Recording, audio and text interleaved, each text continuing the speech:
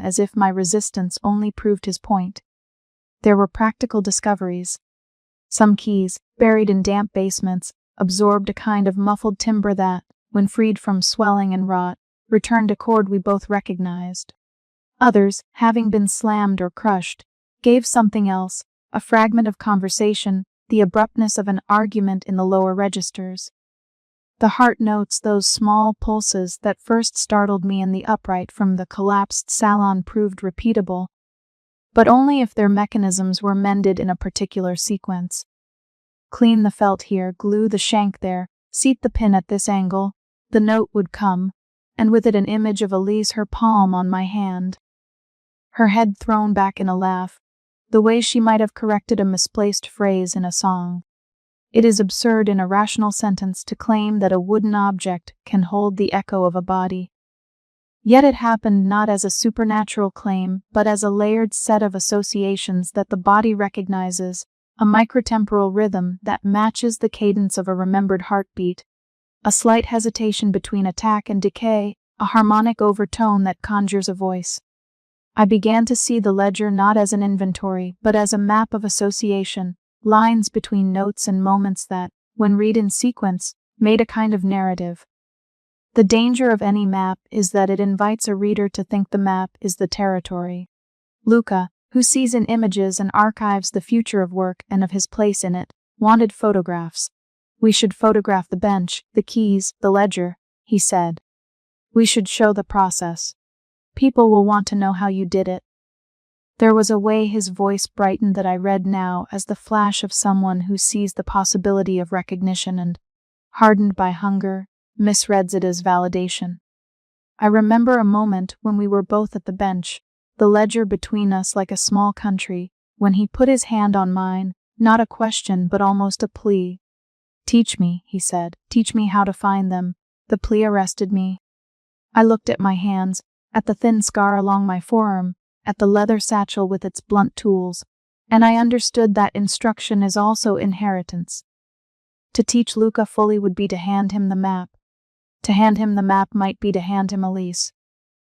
I thought of the way Anya had said she would hide things in the curtain, not to conceal forever, she had implied, but to shelter them until hands and storms had less power over their shape. There is an ethics even to hiding. One hides because one believes the world is not yet safe for truth. I had been hiding for years. I had been turning rooms into reliquaries. The ledger threatened to change that slow art of concealment into a broadcast. We kept working. Nights were full of the sound of keys struck, the small violence of hammer on string, the exhale of air leaving my lungs when a note snapped into the sound I had been chasing. I would play a sequence, a handful of notes, and then try to narrate what came with it. The smell of rain on Elise's coat the day we took shelter in a stairwell. The way she corrected the rhythm of a folk song by tapping a pencil against the edge of a book. Sometimes Luca would add details. He had a manner of translating gesture into anecdote, which made me both grateful and protective. Gratitude because I had a companion whose energy spread the work over two hands. Protective because the act of telling is the first step toward being understood by strangers. Isaac surprised me with an observation one afternoon that felt like a verdict and a benediction.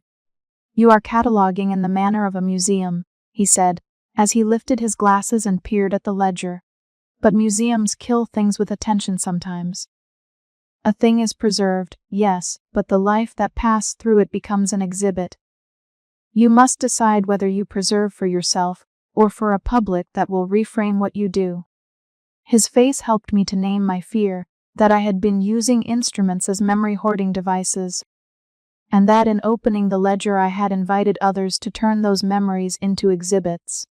That night I dreamed of all the pianos I had ever touched lined up like mourners.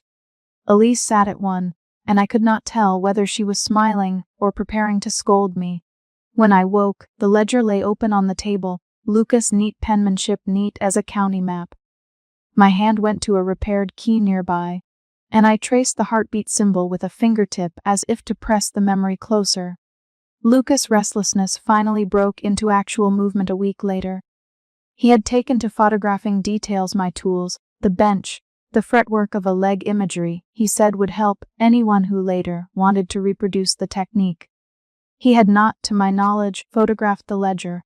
I had not told him not to. People will need to know how we did it, he said one evening, breathless with the small excitement of a man who believes his life has changed course. If we keep it only here, it is selfish, Anton. You always say your work is for others. He hesitated so they can hear again. This is a way they can. The sentence sank like a pebble. I felt suddenly that my work, which had been both penance and prayer, risked becoming a model for spectacle. The city would dress what had been private in the garments of civic recovery, and Victor's men would not be far behind to catalogue what pictures and stories could not yet claim. So I decided, in that small, dangerous silence, to teach Luca the ethics as well as the technique. You may photograph the tools, I said finally, and the processes, but not the ledger. Not yet.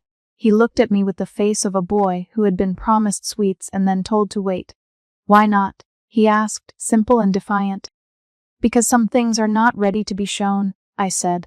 Because we are not a museum, and because a life is not a demonstration. It was a paltry answer for so complex a fear, but it was the only one I felt I owned. He agreed reluctantly, and for a time we went back to work like two men building a delicate dam out of small gesture and patience. But the ledger remained a hinge in the workshop's life, a place where I wrote and then read aloud the terse notes I had made. Key 40, breath in low minor. Memory, small argument about leaving early, and Luca repeated the description back, sometimes adding a sensory detail I had neglected. Ennia's curtain grew in the corner. Isaac would drop by and, standing with the humility of a man in the presence of craft that could harm or heal, remind us of the difference. There was, however, an irreducible fact that hovered over our work. The city was changing its rules about salvage. Victor's men were in the papers. Prizes were being offered to those who could demonstrate works of recovery.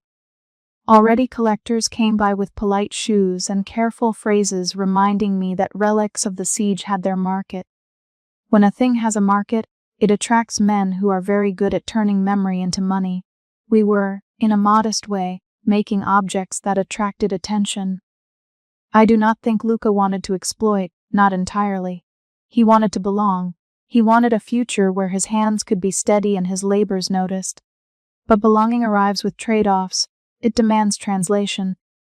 I saw in him, sometimes, the same hunger that had pulled me into the workshop in the first place, the hunger to make, to mend, to hold back chaos with the order of craft. Late one night, the ledger open and the city dark beyond the high window, Luca left his pen on a page and closed his eyes for perhaps a breath too long. I watched him and, unbidden, read aloud an entry. Key 37, repaired 4He11, varnish layered. Memory cue, Ellis's laugh by the boiler in the conservatory. Associated scent, coal smoke and lemon. When I finished, he opened his eyes slowly. Do you ever regret that you remember so precisely? He asked. I thought of the small scraps I kept in the bench, a ticket stub, a ribbon, the corner of a letter with Alyssa's handwriting. To regret memory is to regret the only trace that feels like proof of a love I might otherwise lose. Sometimes, I said, but regret and duty are close cousins. I mend because I must. I map because I fear that if I do not, the shape of her will blur into something less particular. His face softened. Then we keep it, he said, for as long as it takes. The moral of that night is simple and not at all consoling. We kept the ledger, and with it the possibility of betrayal. The map had been drawn. I had taught a hand to read it. Whether that hand would keep the map folded or spread it on a table for others remained an unquiet future. The work continued, varnish, glue, careful touch, a tap and an ear. The ledger filled, and the pattern under the dust. Alyssa's life, as heard in the wood, was no longer only an impression in my mind. It had become a line on paper, and lines invite being followed. When I blew out the lamp that night, the dark felt like a question. The city sleeps fitfully. The next day someone might come with a neat suit and an official pen and ask to see what we had made. For the first time since the ruins, I felt the old armor of isolation shift. It was not that I did not trust Luca. It was that trust without restraint can become complicity in erasure. To preserve a life is to choose what to say aloud and what to let remain a whisper. I lay awake considering whether the ledger would become a bridge or a blade. Outside, a distant bell, perhaps a factory's leftover, tolled, and for a moment I could hear, beneath the rhythm, something like a pulse. I put my hand on my chest and then on the bench, as if to test whether the world had shifted its axis. In the morning, with the lamp light, I would lift the ledger and continue, and somewhere between one entry and the next a decision would be made. The mapping had begun. Where it would lead none of us could yet say. The only thing I was certain of was the sound of a repaired key when it opened like a small mouth and spoke with Alyssa's cadence. And the way that sound held me steady and ready to break. I had imagined the moment 100 different ways, as one imagines the line of a song before having learned its first bar. It was, after all, the work of my life to imagine how wood could be coaxed into remembering, how a split key could be persuaded to speak again. But the thing that surprised me most was not the object's survival in the ruin. It was how ordinary the survival looked, an awkward, human persistence, like a mitten found 10 years after a storm. The grand lay half buried in the salon, as if the room had exhaled and given up its furniture with an indifferent grace. Its legs were broken and leaned at jaunty, impossible angles. The lacquer had eaten itself away where flames had tasted it.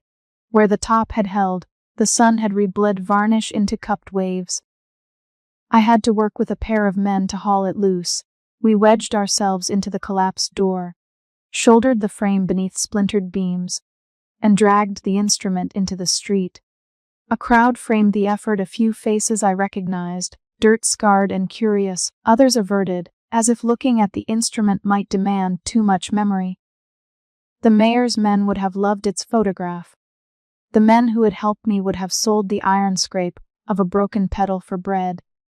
I only wanted, in that first moment, to feel the thing's weight under my hands. It sounded ridiculous, even now, to speak of a salon. The word made the place sound like a pre-war postcard. The room was a sky-rimmed hollow where plaster had lain down into itself, but once it had been full of voice. I had known that before I went in. I can recognize the city by its silences, the way some houses are quiet with shame and others with a tired, old music that will not die. This grand belonged to the latter category. When I put my palm to its rim, the wood thrummed faintly with a memory I could not name, like the aftertaste of a word on the tongue. I set it in my courtyard under a tarp and started the work alone the next morning. Luca arrived at first light, sleeves rolled, eyes already freckled with the dust of other ruins.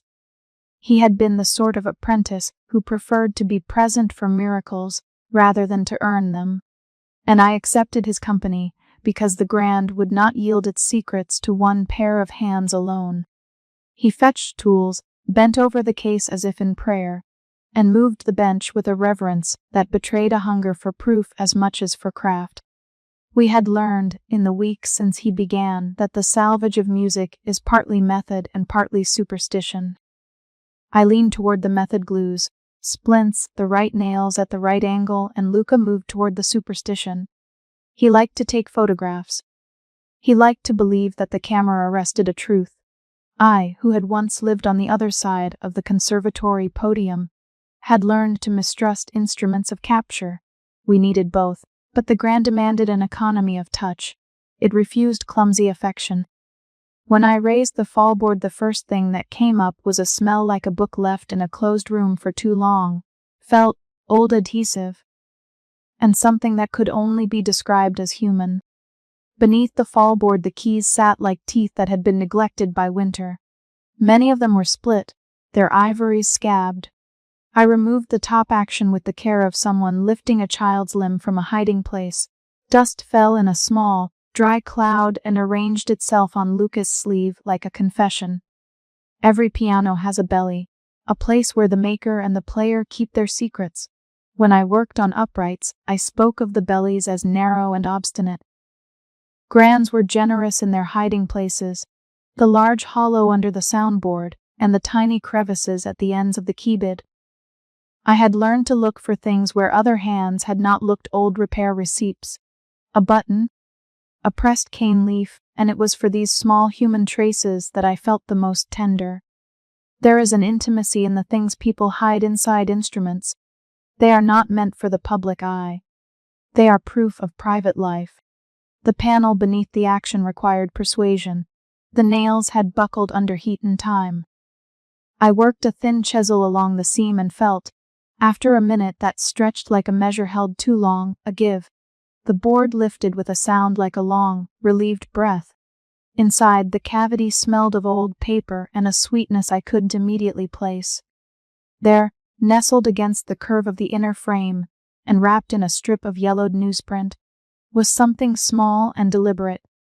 At first I imagined it might be a program or an old letter, the kind of thing musicians hide for the sake of solace.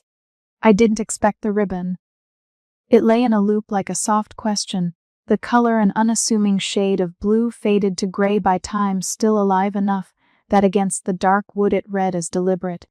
A small presence refusing to be swallowed by ruin. My fingers moved before my thought. I unwound the paper and found, folded into a neat, almost military square, a ticket stub and a note no bigger than my thumb. There are moments when a thing's ordinariness makes it feel miraculous. A hair ribbon could be almost nothing in the economy of objects. Still, in my hands, it felt like an indictment and an absolution at once. I set it against my palm, and the memory that rose was not pictorial but musical, the way Elise used to tuck her hair behind her ear when concentrating. The little offbeat laugh she might give at a passage that refused to sit, the way she hummed beneath her breath when she worked a phrase until it yielded. For years I had mapped those gestures to keys and chords, had assigned them places on the piano like coordinates. The ribbon supplied an axis. The ticket stub was folded with a hand I had traced in the margins of my memory. It was small, the sort of purchase one might mislay among bills, and when I opened it I recognized the counter's neat stamp, and beneath it Elise's handwriting. She wrote in a manner that combined economy with a refusal of ornament, small, precise letters with an underline where necessary. The note was short. It read only for 3 nights. Second row, left of center. Bring the A minor. My lungs betrayed me. A note like that have meant nothing to another who had never learned the shape of her choice. To me it mapped a repertory and a particular day's arrangement of presents. 3 nights suggested a run, a residency perhaps. Bring the A minor suggested that the piano was to be prepared in a very particular way, temperament, pedal. The slight softening of the attack she preferred. It was not the kind of ticket one keeps for posterity. It was the kind of thing one tucks away, because it matters exactly at that moment, and not because anyone will look for it later. I read the scrap again and felt the city reconfigure. The ticket stitched Elise to a place, and a place is history's most persuasive argument. Up until then my evidence had been oral, a private, subjective listening to repaired keys. Now the hair ribbon and the stub conspired to build a small domestic story. That she had been there, that she had commanded the sound, that the keys I had mended might indeed be threaded to her life. The heartbeat notes that bloomed when I repaired certain keys no longer seemed anonymous. They were anchored. Luca, who had been cataloging the remaining action for Splinters, looked up. "What is it?" he asked. His voice had the immediacy of a new believer. I could not answer at first. At my mouth the old names rose like scores. Elise. She was not there in the courtyard, not in the ribbon's blue, not on the ticket's folded edge. She was present only in the manner that memory makes a thing present, sharp, unrecoverable, gesturing toward what cannot be returned. "She left this," I said finally, and my voice had that curious lack of authority that grief sometimes borrows. "She wrote on it." Luca crossed the distance between us and knelt to look. He reached out like someone peering at an artifact in a museum display. "We need to photograph it. We need to show Marta." I felt the old flat hardness in my chest that came whenever the private became public. "No," I said. "Not yet." His jaw closed. Anton, this could be. He did not finish. He imagined the civic possibilities, exhibitions, funding, the way officials like Victor Haller would marshal such a find into a narrative of recovery. He imagined his own name attached to the discovery, and had not yet learnt to distrust the hunger that followed those attachments. "It is a private thing," I said. There were words I wanted to keep in the dark, as if light might then make them brittle. Elise kept this here for a reason that may not be mine to turn into a display. Luca sat back on his heels and wrestled with the idea. He was young. The city's hunger for stories had found him already, and he had the appetite of an untrained instrument seeking note. "But, Anton, you have been saying that the keys play her. This ties it together." He gestured at the ribbon, at the paper. "This is proof. People will listen differently." I imagined Victor's tidy men, their ledgers and costume suits, standing in the courtyard with their clipboards open, prescribing what could be turned into a symbol and what must be archived. My mind always turned, in such moments, to the question of ownership. To whom does a private token belong once it ceases to be lost? There is a cruelty in provenance when it is wielded by those who make narrative into policy. "Listen to me," I said. "You are still learning how to be a restorer. There is a difference between proving and preserving. If we make of this ribbon a public artifact, we risk converting a life into a token. That could be a consolation for some but an erasure for others." He looked at me, hurt, then honest. "And what if it's both? What if the city needs to know that she was here? What if people find comfort in that?" The question was the blade that had opened so many of my nights. There is comfort that comes from proof, a clarity that unspools rumor. There is another comfort that lives in the hush of not knowing everything, in the private reliance on small, secret things. My whole practice had been an attempt at the latter, to restore sound so that it could be held between two people without a crowd. I folded the ticket and slipped the ribbon back into the newspaper, but I did not return them to their hollow. Instead, I set the packet on the bench and closed the action for a while. "We document," I said, "as we always have. Dates, condition, the place it was found. But we do not hand this to anyone who will make a spectacle of it. Not now." Luca's face tightened. "Who decides, Anton? You?"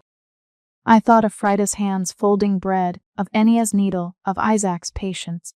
They had all, in little ways, been judges of what to hold back and what to give. Decisions that feel private are rarely so. They spill, I knew that. "For now," I said, tasting the contingencies of the phrase. "For now I do." We worked in a silence that allowed the piano its own.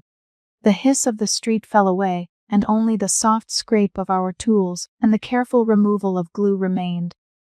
I took the ribbon into my hands once more, and remembered the way Elise had hummed as she tied back her hair. That hum lived in the repaired keys like a watermark. When I touched the repaired split on the middle D, the note came back like a pulse I had once learned to read. It sounded then as if a chest had found its rhythm again. There is a cruelty in knowledge. It asks a thing that memory does not.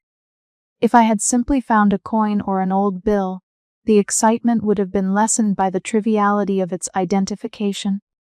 But a ribbon and a ticket were acts of attention, the kind that demand witness. Where they had been hidden suggested a ritual of concealment that was not shame. Elise had been a small, exacting woman. She would have known the difference between a private token and a public relic. That evening, after Luca had gone to fetch his father some scrap metal and the courtyard had folded itself into twilight, I sat with the ticket on my lap and wrote Elisa's name on an inventory sheet. It felt obscene and necessary at once. I catalogued the instrument's condition, the date and place it had been recovered, and then, in a narrower column, I wrote, contained, folded ticket stub. Silk hair ribbon. Handwriting ascribed to E.M. I paused over the initials. My hand trembled. I did not write the whole of the note into the ledger. Some things are better carried in memory than in bureaucratic ink.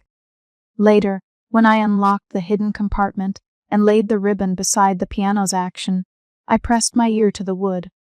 The heartbeat notes arrived like a tide, first the small, quick staccato that had become her laugh, then a sustained, melancholic pulse that always arrived before a phrase she loved.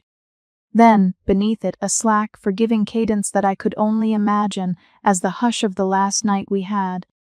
They assembled not into a melody but into a map, a cartography of tenderness and missteps. The ribbon and the ticket had altered the map's scale. Details that were once hazy sharpened into coordinates. I do not pretend that the decision I made then was unambiguous. To keep the ribbon was to deny the city a certain kind of proof, to withhold a story that could be flattened into the municipal archive. To hand it over would be to expose Elise to the public eye, subject her small intimacies to interpretations and headlines. Both choices were forms of violence. Both were attempts at care. I chose a third way, to hold the material close, to let the city know that a discovery had been made without giving it the artifacts that would make a shrine of her absence. The choice was not moral in a universal sense. It was moral for me. It permitted the continuation of the work I had undertaken, to bring sound back to the silenced without turning the silenced into a monument. Yet I could not imagine how I would defend that choice when Marta came with her pen, when Victor's men arrived with forms and arguments about heritage. The ticket and ribbon were invitations. They were also charges. I had seen how collections and exhibitions could take a life and make of it a tidy lesson. I could see Isaac's face leached of humor as he remembered the compromises he had made. I could see Ennia's shoulders stiffen for the tiny civil disobediences she had always practiced. The city was a machine for remembrance as much as for forgetting, and finding a thread of Elise in its teeth would do something to both. As dusk folded into night, I wrapped the packet again and set it in the innermost drawer of my bench, the drawer where I kept the things I had vowed not to show. The act of hiding felt, oddly, like an offering. To preserve is sometimes to keep secret. To protect a memory is sometimes to refuse it the loudness of the public square. I sat then with my hands on the piano's lap and let the machine settle into the small, steady sounds of wood cooling. When Luca returned, he found me with the bench light burned low and the courtyard emptied. "You could have let me help you choose," he said, not angrier than wounded. "I know," I answered, "but choices like these are not made well by committee." He knelt by the case, looking as if he wanted to press his ear to the ribbon and hear what I had heard. "What are you going to do with it?" he asked. I looked at the instrument's curve, at the scabbed keys, and the little scars that mirrored my own forearm. I thought of the city on the cusp of a ceremony it would prefer to call closure. I thought of Victor Haller's precise face, and the way he marshaled grief into architecture. "We play the work we can restore," I said finally. "We will not let what is secret be made into spectacle. Not by me. Not now." He did not argue further. He understood, in the end, that knowledge can be a burden, and sometimes the burden must be carried by fewer shoulders. He stood and fetched a rag and helped me begin the slow business of cleaning the ivory. It felt then as if the ribbon and the ticket were not only an accusation but a map. And that map would require us to learn not only how to read sound, but also how to be careful with what we revealed. Night pressed close and the courtyard lamps blinked awake. Above the collapse the sky had the thin blue of a patient bruise. I left the bench light on and, before I closed the shop, I opened the drawer and pressed my palm to the ribbon where it lay folded. "Forgive me," I whispered an absurd, useless prayer into an object that could not answer. Then I shut the drawer and turned the key. There are moments when possession feels like a small betrayal. There are moments when withholding feels like the only form of devotion. I walked home with the smell of glue on my fingers and the memory of Alyssa's handwriting burning against the back of my eyes. The city went on, indifferent to the private weighing of two people who could not be returned. When I lay down that night, the ribbon pulsed in my dreams like a soft metronome. I woke with the draft of a plan to mark certain keys on my chart, not with public notes but with private signs. To teach Luca the difference between evidence and relic. To consult Ennia about the work of hiding. The ticket had given me a latitude and a responsibility. It had opened the map and also redrawn its borders. Beyond the courtyard, somewhere in the hush of the ruined blocks, a song rose, a neighbor at a window humming an old phrase. It was, as always, impossible to tell whether the city's music was a mourning or a reassurance. I lay awake until the faint light of morning uncurled at the edges of the curtains, and thought of the way the ribbon had rested in my palm. There are objects one keeps, not as proof, but